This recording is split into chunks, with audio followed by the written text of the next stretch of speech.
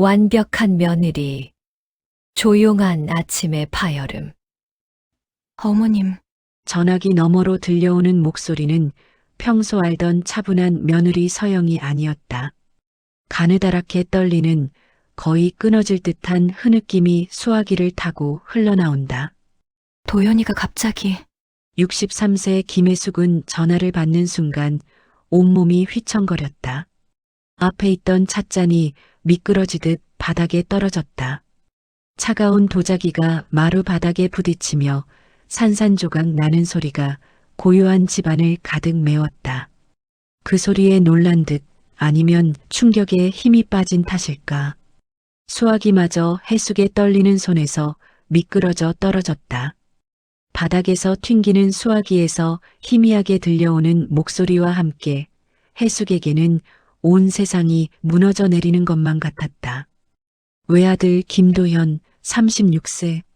어제까지 멀쩡하던 아들이 심장마비로 세상을 떠났다는 것이다. 해숙의 세상이 순식간에 뒤틀린다. 63년을 살아오며 쌓아온 모든 평온이 단 한 통의 전화로 무너져 내린다. 병원으로 향하는 택시 안에서 해숙은 창밖을 멍하니 바라봤다. 세상은 여전히 평온해 보였다. 사람들은 웃고 있었고 아이들은 뛰어놀고 있었다. 하지만 그녀의 세상만은 완전히 멈춰버렸다. 병원, 절망의 복도. 소독약 냄새가 코를 찌른다. 응급실 복도에서 며느리 32살 서영이 무릎을 꿇고 있다. 평소 단정했던 머리카락은 흐트러져 있고 정성스레 화장한 얼굴은 눈물로 번져 있다. 제가 못 막았어요. 서영이 해숙을 보자마자 달려와 매달린다. 어깨가 격하게 떨린다. 마치 자신의 심장이 멈춘 사람처럼. 심근경색이었어요. 서영의 목소리가 떨린다. 갑자기 가슴을 움켜쥐고 119에 신고했지만 이미 응급실에 도착하자마자 해숙은 아들의 시신 앞에 무릎을 꿇었다. 환하게 웃고 있는 도연의 모습이 너무나 생생해서 마치 지금이라도 엄마 왜 울어? 라고 말할 것 같았다. 도현아, 엄마가 왔다. 해숙의 심장이 요동쳤다. 36년 전 품에 안았던 갓난아기 첫걸음마를 떼며 자신을 향해 달려오던 아이 대학 입학 때 엄마 덕분이라며 꽃다발을 건넸던 아들의 모습이 한순간에 스쳐 지나갔다. 뒤에 서 있던 의사의 차가운 선고가 이어진다. 급성 심근경색으로 이송 도중. 해숙은 의사의 말을 끝까지 듣지 못한다. 서영이 다시 바닥에 주저앉아 처절하게 울고 있기 때문이다. 그녀의 눈물은 진짜였다. 머리카락이 흐트러진 것도 메이크업이 망가진 것도 상관없다는 듯 서영은 오직 남편의 죽음만을 슬퍼했다. 해숙은 며느리를 바라보며 깊은 감동을 느꼈다. 결혼 3년 동안 서영은 시집살이라는 말조차 꺼내지 않았다. 항상 공손했고 손주들을 잘 돌봤으며 무엇보다 아들을 진심으로 사랑하는 것이 눈에 보였다. 이 아이가 얼마나 남편을 사랑했을까. 슬픔 속에서도 해숙은 며느리의 깊은 사랑을 확인하며 작은 위안을 느낀다. 아들이 이런 여자를 만나 행복했었으리라는 생각에. 완벽한 장례식자. 장례식장은 조문객들로 가득하다. 서영은 상주로서 흠잡을 데 없이 완벽하다. 한 명 한 명에게 깍듯이 인사하고 복잡한 절차도 침착하게 처리한다. 해숙이 너무 슬퍼할 때는 그녀의 손을 잡고 함께 눈물을 흘려준다. 며느리가 정말 대단해요. 저렇게 의젓하게 시어머니보다 더 슬퍼하는 것 같네요. 조문객들의 수군거림이 들린다. 정말 그렇다. 서영은 해숙보다 더 처절하게 슬퍼한다. 도연의 영정 앞에서 끊임없이 떨리는 어깨, 마르지 않는 눈물. 마지막 조문객이 떠난 밤 해숙은 서영이 혼자관 앞에 앉아 있는 모습을 발견했다. 서영은 도연의 사진을 바라보며 작은 목소리로 중얼거리고 있었다. 여보 미안해 정말 미안해. 이제 어떻게 혼자서. 그 목소리에는 절망과 후회, 그리고 깊은 사랑이 담겨 있었다. 해숙은 며느리에게 깊은 연민을 느끼며 다가갔다. 서영아. 서영이 돌아봤다. 눈물로 범벅된 얼굴이 처연했다. 앞으로 힘든 일 있으면 언제든 말해. 엄마가 도와줄게. 어머님 감사합니다. 서영이 고개를 숙이며 말했다. 두 여자는 관 앞에서 함께 울었다. 아들을 잃은 어머니와 남편을 잃은 아내. 그들의 슬픔이 하나가 되어 적막한 빈소를 채웠다. 그날 밤 해숙은 확신했다. 자신에게는 세상에서 가장 착한 며느리가 있다고, 동시에 이런 착한 며느리를 둔 아들이 행복했을 거라는. 이 불행한 상황에서도 그것만큼은 다행이라고 생각했다. 이보다 더 완벽한 며느리가 또 있을까? 하지만 완벽함 뒤에는 때로 완벽한 거짓이 숨어 있다는 것을 해숙은 아직 모르고 있었다. 균열의 시작. 장례를 치른 지 일주일이 흘렀다. 해숙은 도연의 집 앞에 서서 한동안 망설였다. 손에는 서영과 손주들을 위해 정성스럽게 준비한 밑반찬이 가득 든 보자기가 들려 있었다. 아들이 좋아했던 된장찌개용 멸치 육수며 손주들이 좋아할 김치전까지. 초인종을 눌렀지만 대답이 없었다. 문득 현관문 비밀번호가 생각났다. 도연이 만약을 위해 알려주었던 그 번호. 해숙은 조심스럽게 문을 열고 들어섰다. 할머니다. 할머니 왔어. 7살 민준이와 5살 예린이. 아빠를 잃은 지 일주일밖에 되지 않았는데도 아이들은 생각보다 밝아 보였다. 엄마는 어디 갔니? 2층에서 전화해요. 그때 위층에서 웃음소리가 들린다. 명랑하고 유쾌한, 거의 즐거워하는 듯한 웃음소리다. 남편을 잃은 지 일주일밖에 되지 않은 여자의 웃음치고는 너무 밝다. 예린이가 다가와 속삭인다.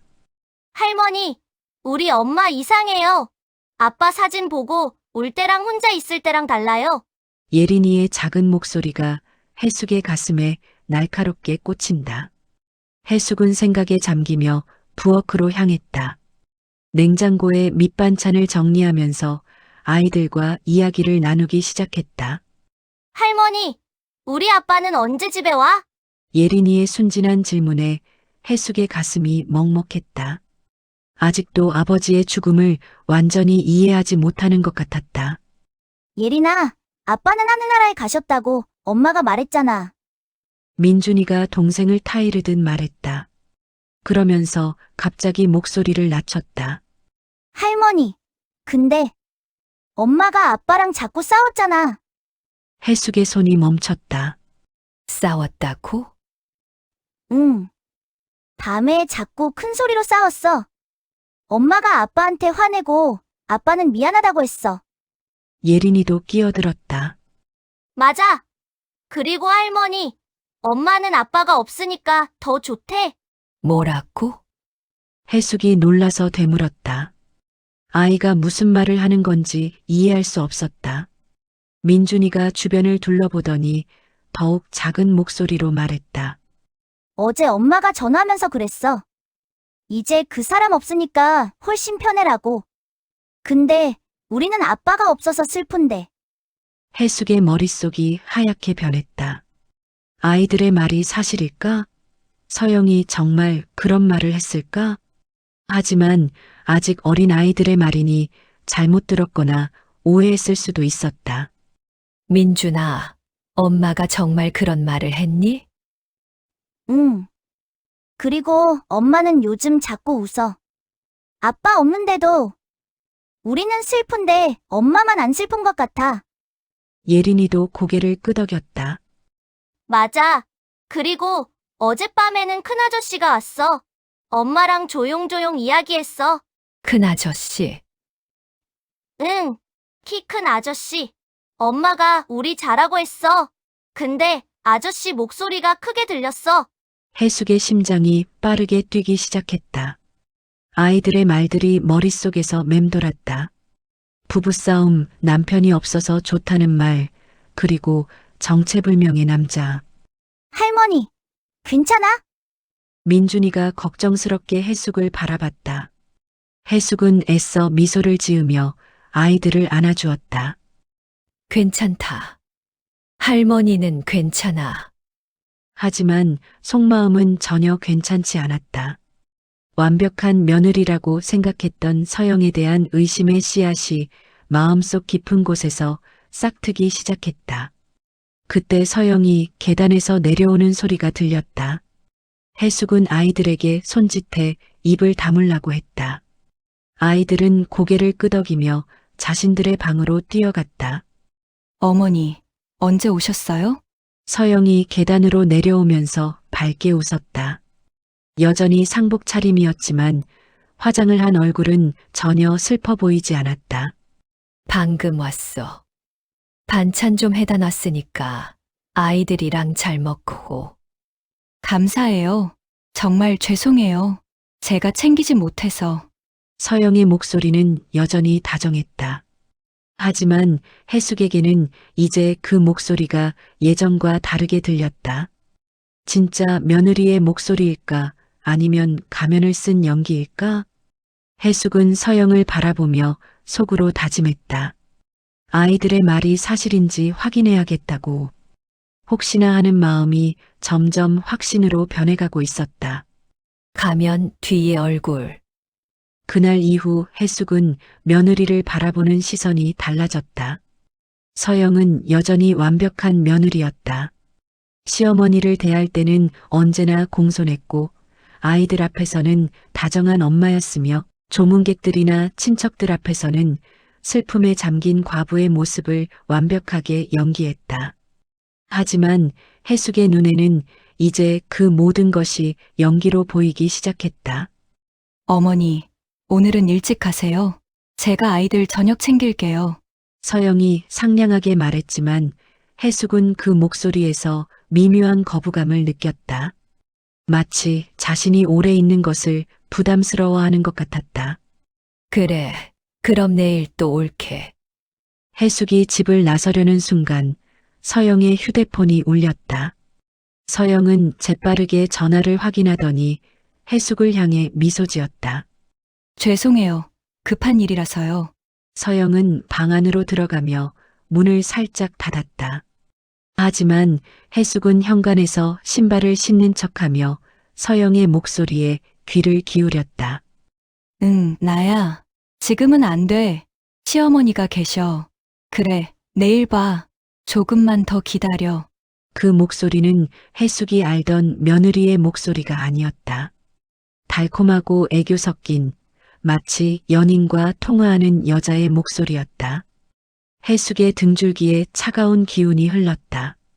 며칠 후 해숙은 또 다른 이상한 점을 발견했다. 문틈 사이로 서영이 거울 앞에서 화장하는 모습을 목격한다. 립스틱을 바르며 자신에게 미소 짓는 서영의 얼굴은 낮에 본 슬픔에 잠긴 모습과 완전히 다르다. 문이 열리는 소리에 서영이 화들짝 놀란다. 서영아, 이제 나가려고? 서영은 급하게 화장을 지우려 한다. 아, 어머니. 잠깐 병원에 가야 해서요. 도연이 일로 정리해야 할 서류가 있어서. 거짓말하는 사람에게서 나는 특유의 어색함이 느껴진다. 해숙은 의심을 품었지만 직접 추궁하지는 못했다. 심리게임의 포문. 그러던 어느 날 해숙은 결단을 내렸다. 혼자서는 진실을 알아낼 수 없다는 것을 깨달은 것이다. 그래서 오랜 친구인 박말순에게 도움을 요청했다. 말순아, 부탁이 있어. 전화기 너머 말순의 목소리는 여전히 쩌렁쩌렁했다. 뭔데? 말해봐. 서영이 집에 가정부로 들어가 줄 수 있어. 아이들 돌보는 일로. 갑자기 왜? 며느리가 뭔가 이상해? 해숙은 아이들이 한 말들과 자신이 목격한 서영의 이상한 행동들을 말순에게 털어놓았다. 말순은 한동안 침묵하다가 말했다. 알겠어, 들어가 볼게. 30년간 간호사로 일한 말수는 사람의 거짓과 진실을 구별하는 전문가다. 일주일 후 말수는 서영의 집 가정부로 일하기 시작했다. 전직 간호사답게 꼼꼼하고 생활력이 강한 말수는 완벽한 가정부였다. 서영도 말순을 신뢰하는 듯 보였다. 말순 이모, 정말 감사해요. 하지만 말수는 서영의 미소 뒤에 숨어 있는 계산하는 눈빛을 놓치지 않는다. 말순이 일하기 시작한 지 며칠 되지 않아 해숙에게 전화가 왔다. 혜수가 뭔가 이상해.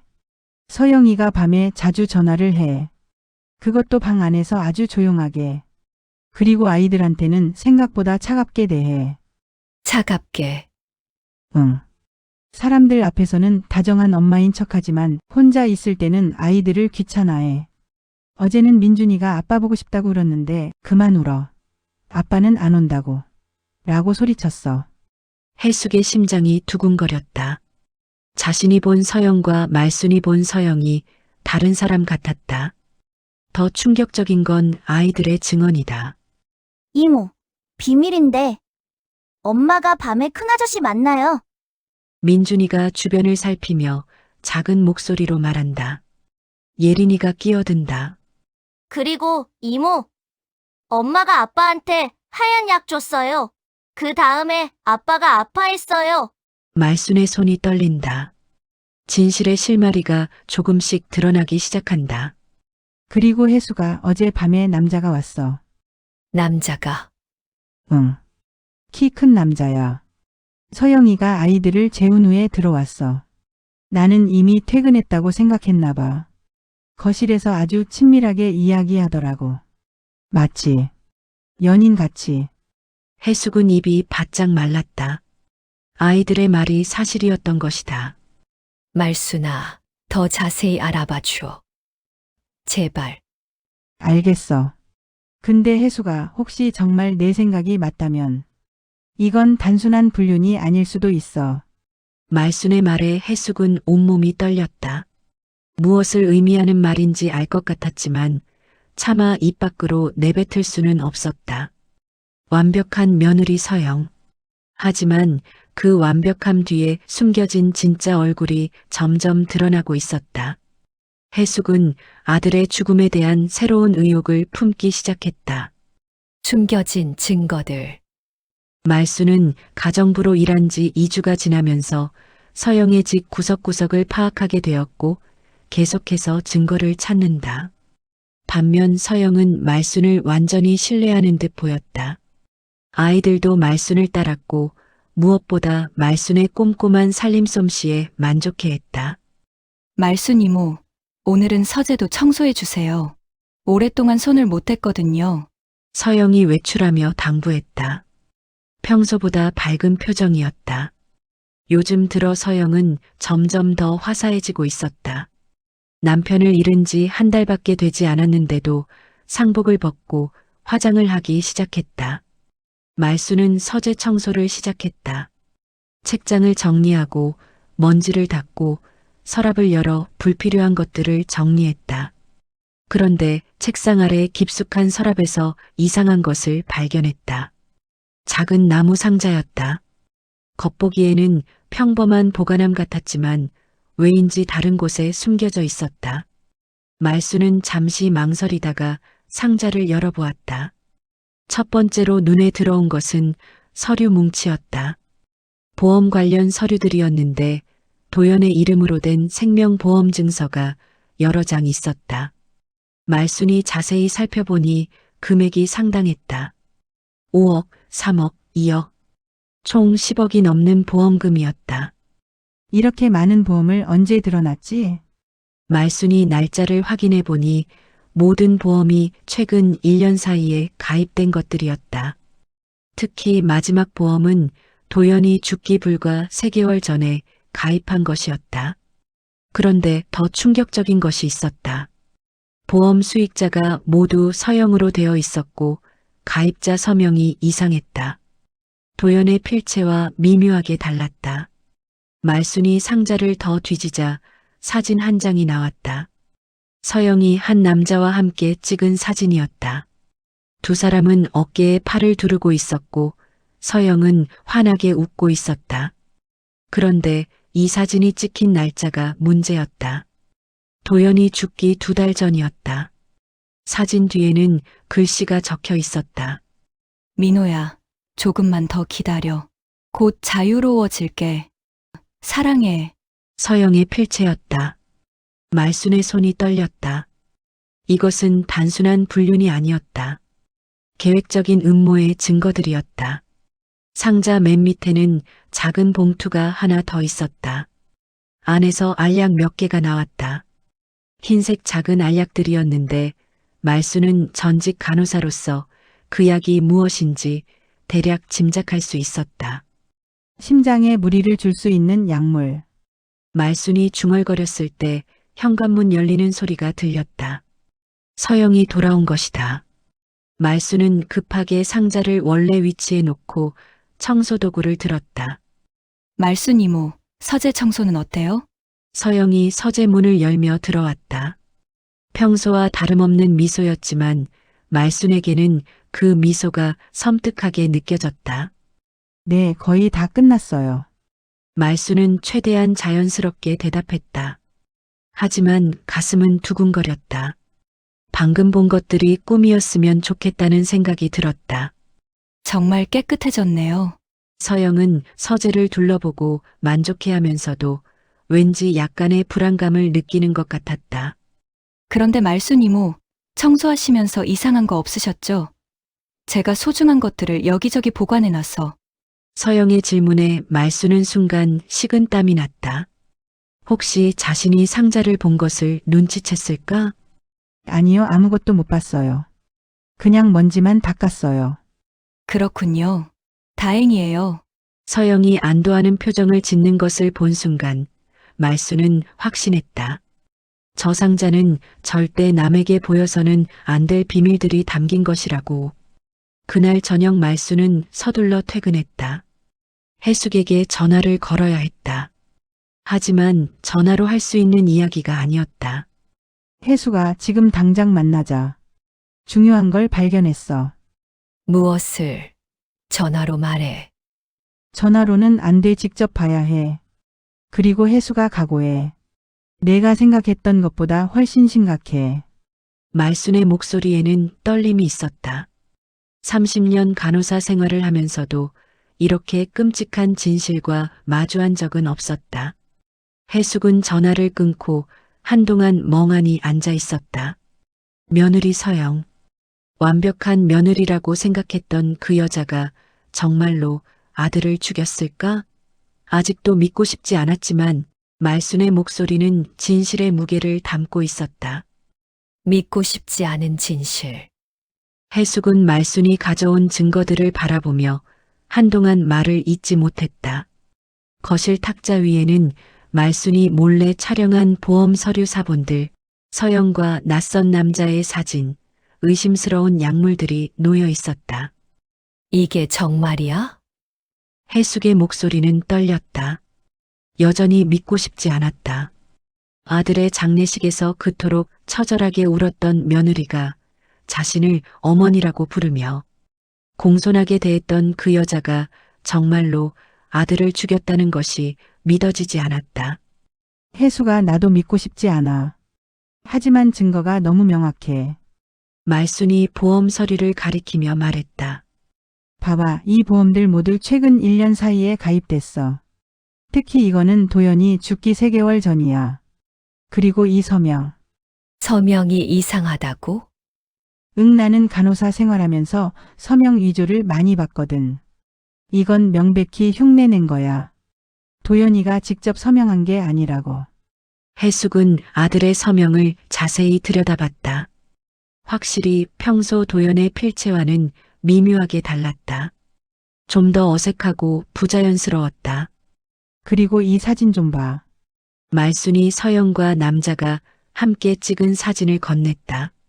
뒤에 날짜 봤지? 도연이 죽기 2달 전이야. 그런데 이 글씨 봐봐.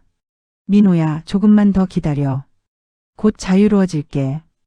해숙의 얼굴이 창백해졌다. 곧 자유로워질게라는 표현이 무엇을 의미하는지 이제 알 것 같았다. 그럼 서영이가 정말로 그래, 도연이를 죽였을 가능성이 높아. 그것도 계획적으로. 말순의 단호한 말에 해숙은 주저앉고 싶었다. 하지만 여전히 마음 한편에는 의심이 있었다. 하지만 말순아, 그 애는 장례식에서 그렇게 울었잖아.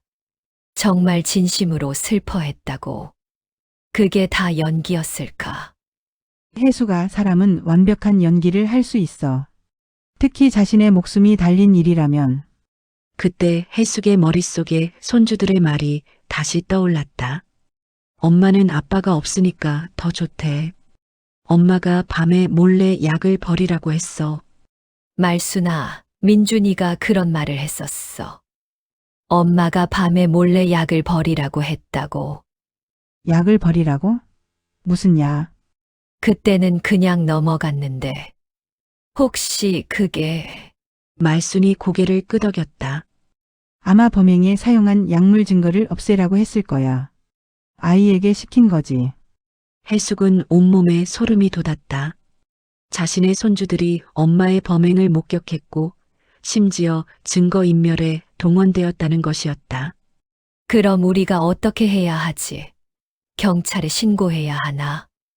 아직 확실한 증거가 부족해. 이것들만으론 추정일 뿐이야. 더 결정적인 증거가 필요해. 말순이 진지하게 말했다. 그리고 해수가 만약 정말로 서영이가 범인이라면 아이들이 위험할 수도 있어. 아이들이 너무 많이 알고 있거든. 해숙의 심장이 철렁 내려앉았다. 손주들이 위험하다는 말에 모든 것이 바뀌었다. 이제는 단순히 아들의 복수 문제가 아니었다. 살아있는 손주들을 지켜야 했다. 말순아, 계속 그 집에서 일해줘. 더 확실한 증거를 찾아야 해. 알겠어. 하지만 조심해야 해. 서영이가 눈치채면 알아. 그리고 민준이와 예린이를 자주 데리고 나와야겠어. 핑계를 대서라도. 해숙은 결심했다. 여전히 며느리를 의심하고 싶지 않았지만 손주들의 안전이 우선이었다. 완벽한 며느리라고 믿었던 서영의 진짜 얼굴을 밝혀내야 했다. 해수가 이제부터는 정말 조심해야 해. 만약 서영이가 정말 살인자라면 우리도 위험할 수 있어. 말순의 경고에 해숙은 고개를 끄덕였다. 이제 돌이킬 수 없는 길에 들어선 것 같았다. 진실을 밝혀내든지 아니면 영원히 모른 척하든지. 하지만 손주들을 생각하면 선택의 여지가 없었다. 가면 뒤의 얼굴. 말순은 이제 서영의 집에서 가정부로 일한 지 한 달이 되어 가면서 서영의 진짜 모습을 조금씩 목격하게 되었다. 처음에는 완벽한 엄마이자 며느리로 보였던 서영이었지만 이제는 전혀 다른 얼굴을 드러내고 있었다. 어느 날 오후 말순은 2층에서 청소를 하고 있었다.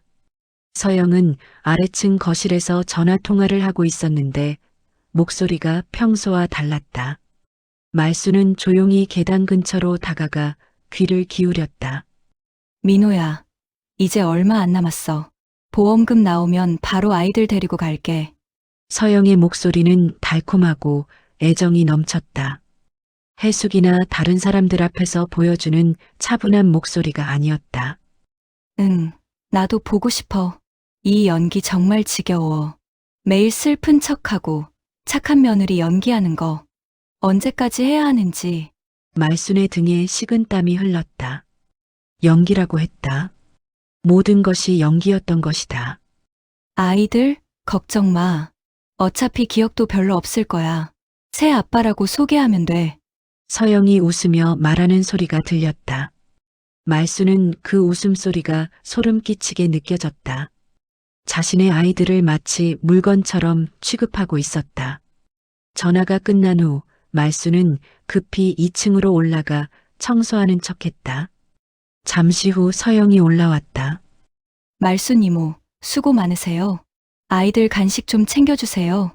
네, 알겠습니다. 말순이 대답하며 서영을 바라봤다. 전화통화 직후인데도 서영의 얼굴에는 아무런 변화가 없었다.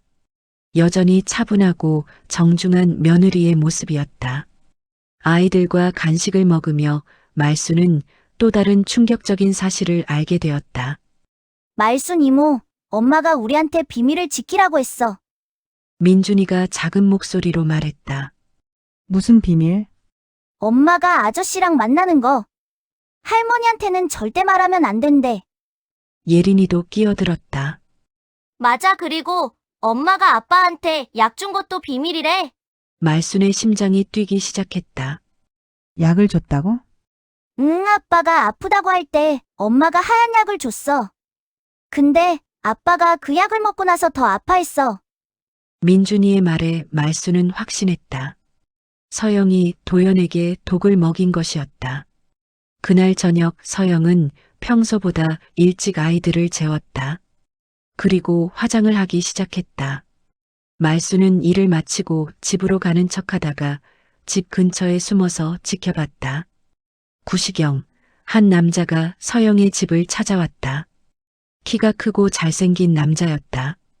서영은 그를 보자마자 환하게 웃으며 달려가 껴안았다. 거실 창문으로 보이는 두 사람의 모습은 충격적이었다. 남편을 잃은 지 2달밖에 되지 않은 여자의 모습이 아니었다. 그들은 마치 오랫동안 사랑해온 연인처럼 자연스럽게 껴안고 입맞춤을 나누었다. 이제 정말 얼마 안 남았어. 보험금만 나오면 우리 계획대로 하는 거야. 남자의 목소리가 열린 창문을 통해 들렸다. 그런데 시어머니가 자꾸 의심하는 것 같아. 가정부도 왜 드렸는지 모르겠어. 서영의 목소리에는 불안이 섞여 있었다. 괜찮아. 증거만 없으면 돼. 그리고 필요하다면 시어머니도. 남자의 말이 끝나지 않았지만 말수는 그 의미를 알 수 있었다. 온몸에 소름이 돋았다. 말수는 급히 그 자리를 떠났다. 더 이상 들으면 안 될 것 같았다. 집으로 돌아가는 길에 해숙에게 전화를 걸었다. 혜수가 큰일이야, 서영이가 정말로. 무슨 일이야? 진정하고 말해봐. 서영이가 남자와 만나고 있어. 그리고 아이들이 말했는데 서영이가 도연이에게 하얀 약을 줬다고 해. 그 약을 먹고 나서 더 아파했다고. 전화 너머 해숙의 숨소리가 거칠어졌다. 그리고 혜수가 우리가 위험할 수도 있어. 그들이 너를 의심하고 있어. 말순의 경고에 해숙은 한동안 침묵했다.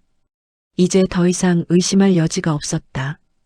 완벽한 며느리 서영은 남편을 독살한 살인자였고 지금도 그 남자와 함께 새로운 삶을 꿈꾸고 있었다. 말순아, 이제 결정적인 증거만 있으면 돼. 더 조심하면서 찾아봐. 알겠어. 하지만 혜수가 정말 위험해. 우리 모두 조심해야 해. 두 여자는 이제 돌이킬 수 없는 진실의 한복판에 서 있었다. 죽은 자의 마지막 메시지. 말순의 급박한 전화가 해숙을 깨운다. 혜수가 큰일이야. 아이들 말로는 도연이가 죽기 전에 뭔가 준비했을 수도 있어. 무슨 말이야? 민준이가 그러는데 아빠가 컴퓨터에서 뭔가를 계속했다고 해. 엄마가 오면 급하게 꺼버렸다고. 다음 날 서영이 외출한 사이 해숙은 도연의 서재로 향한다. 아들의 컴퓨터 바탕화면에는 행복했던 시절의 가족 사진들이 있다. 할머니, 아빠가 여기서 뭔가 계속 타자쳤어요. 민준이가 말한다. 엄마가 오면 급하게 꺼버렸어요. 해숙은 파일들을 뒤지다가 숨긴 폴더 하나를 발견한다. 제목은 포맘. 떨리는 손으로 마우스를 클릭한다. 폴더 안에는 영상 파일이 하나 들어있다. 영상을 재생하자 도연의 수척하고 지친 얼굴이 화면에 나타난다. 엄마 혹시 내게 무슨 일이 생기면 이걸 봐주세요. 해숙의 손이 떨린다. 서영이가 이상해요. 요즘 제가 죽었으면 좋겠다는 말을 자주 해요. 처음엔 농담인 줄 알았는데 진심인 것 같아요. 화면 속 도연이 잠시 멈췄다가 다시 말을 잇는다. 그리고 엄마, 서영이가 저한테 이상한 약을 자꾸 줘요. 몸에 좋다고 하는데 먹고 나면 오히려 더 아파요. 가슴이 답답하고 숨이 잘 안 쉬어져요. 해숙은 온몸이 얼어붙는다. 만약 정말 제게 무슨 일이 생기면 아이들을 부탁해요. 그리고 엄마 서영이를 믿지 마세요. 영상이 끝난다. 해숙은 화면을 바라보며 눈물을 흘린다. 도현아, 내가 너무 늦었구나. 가면이 벗겨지는 순간 해숙은 도연의 영상을 본 후 더 이상 참을 수 없다. 다음 날 오후 서영과 직접 대면한다. 서영아, 앉아봐. 할 이야기가 있어. 서영의 표정에 경계심이 스친다. 무슨 이야기요? 도현이가 죽기 전에 남긴 게 있더라. 뭐요? 서영의 목소리가 조금 떨린다. 너한테 이상한 약을 받았다고. 그 약을 먹고 더 아팠다고. 그 순간 서영의 얼굴이 완전히 굳어진다. 몇 초간의 침묵이 흐른다. 서영이 천천히 일어난다. 어머님께서 저를 의심하고 계신 거군요. 의심할 만한 이유가 있었나? 서영의 표정이 변한다. 더 이상 다정한 며느리의 얼굴이 아니다. 그러면 이제 연기 그만해도 되겠네요. 완전히 다른 사람이 된 서영을 보며 해숙은 온몸에 소름이 돋는다. 가면 뒤에 진짜 얼굴. 언제부터 알고 계셨어요? 서영의 목소리가 완전히 바뀌었다. 더 이상 다정한 며느리가 아니다. 차갑고 계산적인 전혀 다른 사람의 목소리다. 너 정말로? 네, 죽였어요. 서영이 담담하게 말한다. 마치 날씨 이야기를 하듯 자연스럽게. 그리고 전혀 후회하지 않아요. 해숙이 주저앉을 뻔한다. 직접 듣는 며느리의 고백은 상상했던 것보다 훨씬 충격적이다. 도연이는 지겨웠거든요. 무능하고 재미없고 그런 남자와 평생 살 수는 없잖아요.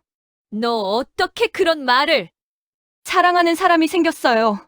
진짜 사랑이요. 도연이와는 차원이 다른. 서영이 창밖을 바라보며 말한다. 그 얼굴에는 도취된 듯한 미소가 번진다. 곧 그 사람과 새로운 삶을 시작할 거예요. 아이들과 함께. 내 손주들을 데려가겠다고? 당연하죠. 제 아이들인데. 최후의 증거 확보. 해숙은 급히 일어나 도연의 컴퓨터로 달려간다. USB에 영상을 복사하려 한다. 안 돼요. 서영이 그를 막는다. 두 여자가 컴퓨터를 놓고 실랑이한다. 그때 해숙은 이미 꽂혀있던 USB를 발견한다. 도연이 미리 백업해놨던 것이다. 도현이가 다 준비해놨구나. 해숙이 USB를 뽑아 품에 숨긴다. 그걸 주세요. 서영이 위협적으로 다가온다. 안 돼! 그때 현관문이 열린다. 키 큰 남자가 들어온다. 서영이 사진에서 본 그 남자, 민호다. 서영아, 무슨 일이야? 민호야 시어머니가 모든 걸 알아버렸어. 민호가 해숙을 바라본다. 그의 눈빛은 차갑고 위협적이다. 그럼 어쩔 수 없겠네. 민호가 해숙에게 천천히 다가온다. 해숙은 뒤로 물러서며 USB를 더 깊숙이 숨긴다. 정의의 승리. 그 순간 밖에서 사이렌 소리가 들렸다. 경찰차가 오고 있었다. 말순이 미리 신고했던 것이었다. 경찰이 문을 두드리는 소리가 들렸다. 서영의 얼굴이 창백해진다. 민호는 급하게 뒷문으로 도망치려 하지만 이미 경찰들이 집을 포위한 상태다. 김서영 씨, 긴급 체포합니다. 살인 혐의로. 서영은 마지막까지 발악한다. 증거가 어디 있어요? 심근경색으로 죽었다고 의사가 말했잖아요. 해숙이 품에서 USB를 꺼낸다. 여기 다 있어. 도현이가 남긴 증언이. 경찰이 USB를 받아든다. 동시에 말순이 나타난다. 그리고 저도 증인입니다. 보험 서류와 불륜 사진까지 모두 봤어요. 서영의 표정이 완전히 무너진다. 완벽했던 계획의 마지막 조각이 떨어져 나가는 순간이다. 수갑이 채워지는 순간에도 서영은 시어머니와 말순을 노려본다. 진실이 모든 거짓을 이겼다. 완벽한 며느리의 가면이 완전히 벗겨진 순간이었다. 경찰차의 파란 불빛이 서영의 집을 밝혔다. 수갑을 찬 서영이 경찰차로 끌려가는 모습을 보며 해숙은 복잡한 감정에 휩싸였다. 분노, 슬픔, 안도감, 그리고 허탈함이 뒤섞여 있었다. 할머니, 민준이와 예린이가 집으로 달려왔다. 친정에서 급히 데려온 것이었다. 아이들은 엄마가 경찰에 잡혀가는 모습을 보고 울기 시작했다. 엄마가 왜 잡혀가요? 할머니, 엄마가 뭘 잘못했어요? 예린이가 해숙의 치마를 붙잡으며 물었다. 해숙은 아이를 끌어안으며 눈물을 흘렸다. 이 어린 것들에게 어떻게 설명해야 할까? 엄마가 아빠를 죽였다고 말할 수는 없었다. 예린아, 민준아. 엄마는 잠깐 멀리 가셔야 해. 그동안 할머니가 너희들을 돌봐줄게. 언제 돌아와요? 민준이가 물었다. 아직 7살밖에 안 된 아이가 이런 상황을 이해할 리 없었다. 오래 아주 오래 걸릴 거야. 해숙은 솔직하게 대답했다. 도현의 묘소를 방문. 일주일 후 해숙은 검찰청에서 조사를 받았다. 녹음기는 결정적인 증거가 되었고 서영의 범행이 명확하게 드러났다. 보험금 10억 원을 노린 계획적 살인이었다. 시어머님, 며느리분이 끝까지 반성하지 않더군요. 담당 검사가 말했다. 법정에서도 후회하지 않는다고 했답니다. 해숙은 더 이상 놀라지 않았다. 서영이라는 여자를 이제 완전히 알게 되었기 때문이었다. 한 달 후 해숙은 아이들과 함께 도연의 묘소를 찾았다. 서영의 재판이 시작되기 전에 아들에게 모든 것을 보고하고 싶었다. 도연아, 엄마가 늦었지만 진실을 밝혀냈어. 해숙이 묘비 앞에 무릎을 꿇고 말했다. 내 아내가 널 그렇게 죽였어. 미안해, 아들아. 엄마가 더 일찍 알아챘어야 했는데. 민준이와 예린이는 아빠의 묘비에 그린 그림을 바쳤다. 아직도 아빠가 하늘나라에 있다고 믿고 있었다. 할머니, 아빠가 우리를 보고 있죠? 예린이가 하늘을 바라보며 물었다. 그럼 아빠는 항상 너희들을 지켜보고 있어. 해숙이 아이의 머리를 쓰다듬으며 대답했다. 집으로 돌아가는 길에 해숙은 다짐했다. 이 아이들만큼은 반드시 지켜내겠다고. 아빠를 잃고 엄마마저 잃게 된 이 불쌍한 아이들에게 자신이 마지막 보루가 되어주겠다고. 민준아, 예린아. 해숙이 아이들을 불렀다. 네, 할머니. 할머니가 약속할게. 너희들은 할머니가 끝까지 책임질 거야. 아빠, 엄마 역할을 다 해줄게. 정말이요? 정말이야. 그리고 너희들에게 절대 거짓말하지 않을게. 힘든 일이 있으면 솔직하게 말해줄게. 어른이 되어서도 기억하렴. 할머니는 너희 편이라는 걸.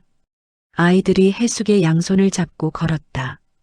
작고 따뜻한 손이 해숙에게는 희망이었다.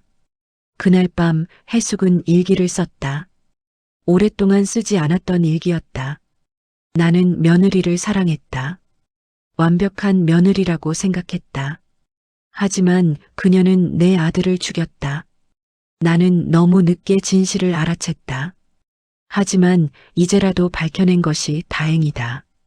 도연이는 억울하게 죽었지만 적어도 진실은 세상에 드러났다. 이제 내 남은 임무는 하나다. 민준이와 예린이를 잘 키우는 것. 이 아이들이 엄마에 대한 진실을 알게 될 때까지, 그리고 그 후에도 흔들리지 않도록 지켜주는 것. 서영은 자유를 얻기 위해 남편을 죽였다고 했다. 하지만 진정한 자유는 사랑하는 사람들을 지키며 살 때 얻을 수 있는 것이다. 나는 이 아이들과 함께 진정한 자유를 찾아가겠다. 해숙은 일기를 덮고 아이들이 자고 있는 방으로 갔다. 두 아이가 나란히 누워 평화롭게 잠들어 있었다. 할머니가 지켜줄게. 해숙이 작은 목소리로 속삭였다. 밖에서는 여전히 차가운 바람이 불고 있었지만 집안은 따뜻했다.